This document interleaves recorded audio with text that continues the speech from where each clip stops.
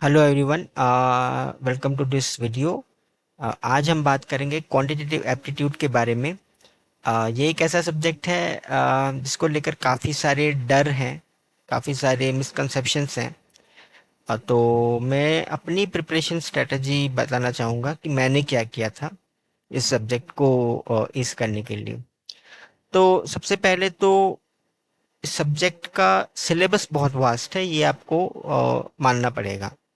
Syllabus vast है और इसको कंप्लीट करने में टाइम लगता है, तो टाइम मांगता है, डिमांडिंग सब्जेक्ट है।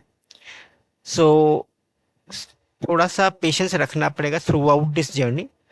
और पैटर्न काफ़ी नए मिल जाएंगे आपको, प्री में भी, मेंस में भी, स्पेशली मेंस में। तो हर सिचुएशन के लिए आपको रेडी रहना होगा। तो सबसे पहला काम जो आपको करना है कि एक सिलेबस देख लीजिए कि क्या है, किस तरह के क्वेश्चंस आते हैं। एक बार एक ओवरव्यू लीजिए, उसके बाद प्रिपरेशन स्टार्ट कीजिए। तो प्रिपरेशन कहाँ से स्टार्ट करें? सबसे पहला जो चैप्टर मुझे लगता है स्टार्ट करना चाहिए वो नंबर सिस्टम से होना चाहिए। हालांकि नंबर सिस्टम के जो कॉन्सेप्ट्स हैं ज़्यादातर मेंस में ही यूज़ होते हैं, लेकिन प्री में भी कई बार आपको नंबर सीरीज़ वगैरह में भी कई बार हेल्प हो जाएगी। तो नंबर सिस्टम है, उसमें जैसे डिविजिबिलिटी, साइक्लिसिटी वगैरह है। देन अलजेब्रा का पोर्शन है, प्रोग्रेशन है, एरिथमेटिक प्रोग्रेशन, ये सब आप पढ़ लीजिए। उसके बाद आप simplification, approximation, quadratic number series, उसके बाद आप अरिथमेटिक के चैप्टर्स की ओर बढ़ें। तो सबसे पहला जो सबसे इम्पोर्टेंट जो बात है कि आप कोई भी टॉपिक पढ़ें उसको एक ही बार में प्री और मेंस दोनों के लिए पढ़ें। मतलब कॉन्सेप्ट तो सेम ही होता है, बस उसका एप्लीकेशन जो होता है वो थोड़ा सा चेंज होते रहता है। प्री में क्वेश्चंस अलग होंगे, सिंपल होंगे थोड़े, मेंस में उसको पूछने के तरीके और बदल जाते हैं। जैसे आपने प्री लेवल अरिथमेटिक क्वेश्चंस किए, मेंस लेवल के अरिथमेटिक क्वेश्चंस किए, साथ ही साथ उसके बेस पर कोई डीआई कर ली, क्वांटिटी कंपैरिजन के क्वेश्चन कर लिए, डेटा सफिशिएंसी के क्वेश्चंस कर लिए। तो ऐसे क्वेश्चंस करते रहिए। इससे क्या होगा कि शुरुआत में ही अगर आप मेंस के क्वेश्चंस सॉल्व करने लगेंगे तो हैबिट बन जाएगी। और बाद में जब मेंस होगा और तो 20-22 दिन का टाइम मिलता है, तो उसमें आप सिर्फ प्रैक्टिस करेंगे और रिवीजन करेंगे। तो पहले से ही प्री और मेंस दोनों के साथ में तैयारी कीजिए। जैसे ही अरिथमेटिक का कोई चैप्टर उठा है, कोशिश कीजिए उसको डिटेल में पढ़ने की, शॉर्टकट्स पर मत जाइए। बिल्कुल बेसिक अप्रोच से ही होता है। बैंकिंग में फॉर्मूला सिर्फ मेंसुरेशन में ही ज़्यादातर लगते हैं, और बाकी कहीं पे कोई टीएसडी में भी एक ही फार्मूला लगता है, बाकी पूरा सब्जेक्ट कॉन्सेप्ट पर है। तो बहुत ज़्यादा फार्मूलाज आपको याद करने नहीं है। तो बिल्कुल बेसिक से जाइए, अप्रोच समझिए और क्वेश्चंस प्रैक्टिस कीजिए। एक टॉपिक को समझने में, अगर एक अरिथमेटिक के चैप्टर को समझने में अगर आपको टाइम लग रहा है तो टाइम दीजिए, बिकॉज टाइम लगता है सीखने में। फ्रस्ट्रेट मत होइएगा, क्योंकि जर्नी थोड़ी सी लंबी जाती है। कई बार मोनोटोनस हो जाता, जर्नी हो जाती है, फ्रस्ट्रेशन भी होगा, कई बार सीखने में टाइम लगेगा, क्वेश्चंस गलत होंगे। लेकिन हार नहीं माननी है, बिल्कुल समझने की कोशिश कीजिए कि अगर कहीं गलत हो रहा है तो क्यों हो रहा है, कहाँ अप्रोच में कमी है, तो आप वापस से उसको देखिए।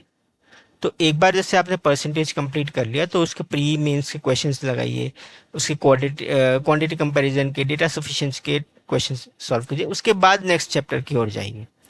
तो ऐसे करके आपको कंप्लीट करना है। जैसे अरिथमेटिक के कुछ चैप्टर जैसे परसेंटेज, रेशियो, एवरेज वगैरह हो जाए, उसके बाद आप डीआई थोड़ा थोड़ा स्टार्ट कीजिए। डीआई जैसे ग्राफ पढ़ना आपको आना चाहिए। डीआई की सबसे पहली जो शर्त होती है, ग्राफ पढ़ना और समझना। टेबुलर में कैसे डेटा दिया गया है, लाइन चार्ट होता है, बार होता है, पाई होता है, तो उन पाई में कन्वर्जन कैसे करते हैं, तो उन सबको सीखिए पहले।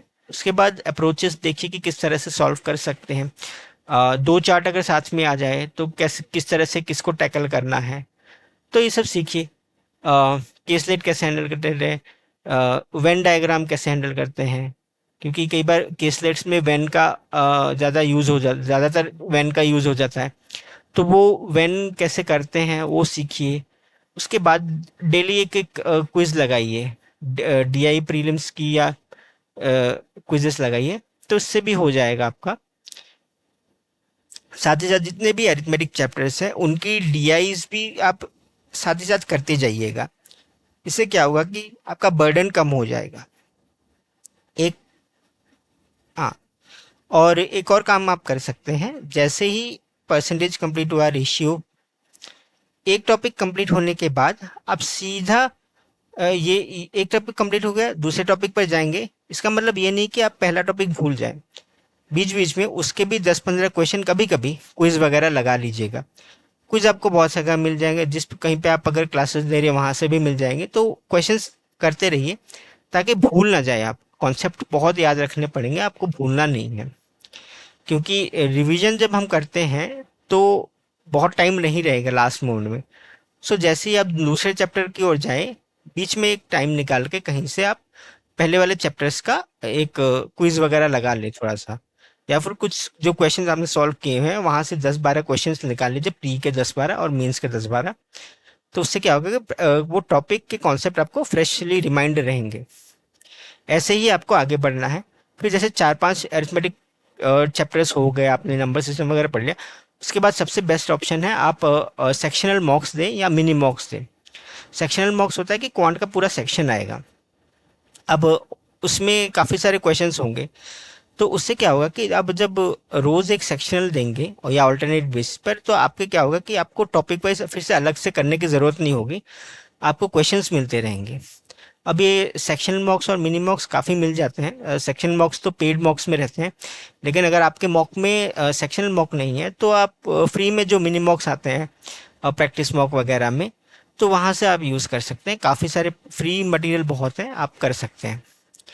और टॉपिक वाइज के लिए भी आपको फ्री में बहुत सारे क्विज वगैरह मिल जाता है स्मार्ट कीड़ा में, प्रैक्टिस मॉक में, तो वहाँ से आप कीजिए। आपको कुछ पेड वैसे कुछ सोर्स खरीदने की ज़रूरत नहीं पड़ती है, या फिर अगर आप किसी टीचर को फॉलो करें तो उन क्वेश्चंस को सॉल्व कीजिए।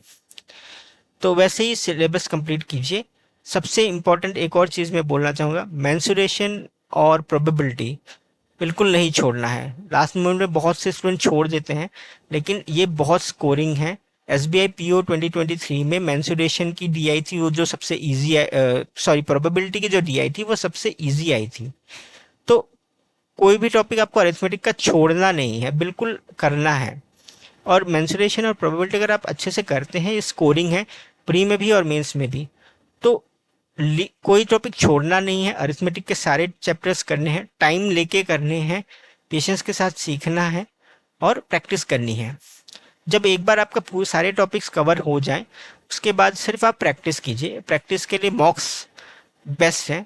पहले आप सेक्शनल मॉक्स दीजिए, ज़्यादातर देखिए कि कहाँ पे क्या मिस्टेक हो रही है। मेंस में सबसे बड़ा गेम चेंजर होता है किसी भी सेक्शन में आपका क्वेश्चन सिलेक्शन स्किल। अगर आप करेक्ट क्वेश्चंस पिक कर पा रहे हैं और उनको एक्यूरेटली सॉल्व कर पा रहे हैं, तो आप सबसे आगे रहेंगे और आपके सिलेक्शन के चांसेस बहुत हाई रहते हैं। So it's better to focus on question selection. पहले फर्स्ट आपको क्वेश्चन सिलेक्शन अच्छे से सीखना है, उसके बाद जो क्वेश्चन आपने सिलेक्ट किए हैं उनको सही से करना है। उसके बाद आप एनालाइज कीजिए कि आप जो आपने क्वेश्चंस किए हैं वो कितने करेक्ट हैं, कहाँ मिस्टेक हुई है, और फिर आप पूरा सेक्शन देखिए कि क्या और कोई इजी क्वेश्चन था जो आपने छोड़ दिया। तो एक बार अगर आपके क्वेश्चन सिलेक्शन स्किल और कॉन्सेप्चुअल स्किल्स दोनों ही अच्छी हैं, तो आप इस सेक्शन में डिसेंट स्कोर कर सकते हैं। तो बहुत ज़्यादा तामझाम करने की ज़रूरत नहीं है, सिंपल सा फंडा है। आपको सिलेबस कॉन्सेप्ट पर फोकस करना है, सिलेबस कंप्लीट कीजिए, प्रैक्टिस कीजिए। मेंस के लिए कॉन्सेप्चुअल क्लैरिटी के साथ साथ क्वेश्चन सिलेक्शन स्किल भी बहुत इंपॉर्टेंट है, उस पर फोकस कीजिए। मेंस में भी आपके डिसेंट स्कोर आ जाएंगे। अब किस एजुकेटर को फॉलो करना है, ये सबका अपना अपना पर्सनल चॉइस है। मैंने एक्चुअली नंबर सिस्टम का जो पूरा पार्ट है वो मैंने कौशिक मोहंती सर से किया था, और जो रिमेनिंग अरिथमेटिक के चैप्टर है ज़्यादातर मैंने तरुण झा सर से किया था। कुछ चैप्टर्स जैसे time and work, time speed and distance and S I C I, ये 3 चैप्टर्स मैंने मरीशन के अभिषेक गुप्ता सर से किए थे। तो अकॉर्डिंगली आप लोग देख सकते हैं किसी से भी पढ़ना है, बहुत सारे एजुकेटर्स हैं, तो आप भी देख सकते हैं। जिनसे भी आपको समझ आए उनका देखिए और उनसे कर लीजिए। पेड कोर्स लेना है नहीं है, देखिए it depends on your your choice. अगर आपको लगता है कि आप यूट्यूब से पढ़ सकते हैं, यूट्यूब में भी काफ़ी सारे लेक्चर्स अवेलेबल हैं, आप वहाँ से सीख सकते हैं। बट हाँ वही है कि थोड़ा सा स्मार्टली करना होगा आपको, लेक्चर्स ढूंढ के आपको देखना होगा। अगर आप वो एफर्ट दे सकते हैं तो आपको पेड कोर्स लेने की ज़रूरत है ही नहीं। और अगर आपको लगता है कि नहीं मुझे थोड़ा स्ट्रक्चर्ड वे में पढ़ना है तो आप पेड कोर्स ले सकते हैं। ये कम्प्लीटली आपके ऊपर डिपेंड करता है। बिना पेड कोर्स लिए भी सिलेक्शन हो सकता है, लिया भी है बहुत लोगों ने। अब प्रैक्टिस कहाँ से की जाए? मॉक टेस्ट्स हैं, फ्री क्विजेस बहुत सारे अवेलेबल हैं। जब आप अरिथमेटिक या कोई भी टॉपिक सीख रहे हैं तो वो स्मार्ट कीड़ा और प्रैक्टिस मॉक में फ्री में टॉपिक वाइज क्विज मिलेंगे आपको, मिनी मॉक्स मिलते हैं, सफिशिएंट मटेरियल फ्री में मिल जाता है, आप वहाँ से प्रैक्टिस कर सकते हैं। बाद में जब आप सारा सिलेबस कंप्लीट हो जाए तो फुल लेंथ जब आप दें तो फुल लेंथ मॉक देख सकते हैं।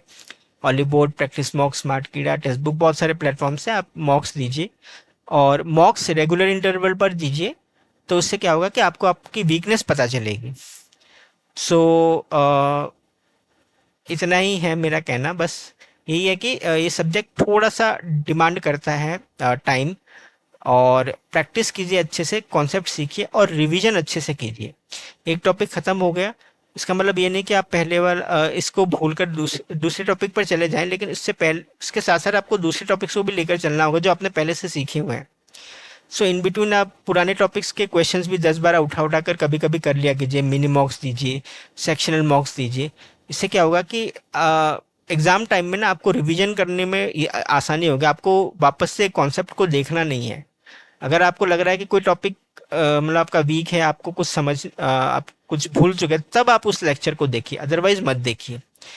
तो इतना ही था, बाकी डरिए मत, सेक्शन रिवॉर्डिंग है, अगर करेक्ट वे से किया जाए तो ये सेक्शन भी स्कोर करवाता है। So thank you so much guys. और आगे आपको और कोई भी सजेशन है, अगर आपको कोई फीडबैक देना है, आप ज़रूर दीजिएगा कमेंट सेक्शन में और बताइएगा ज़रूर अगर नेक्स्ट आपको क्या चाहिए। तो I will try to address those issues. Thank you so much.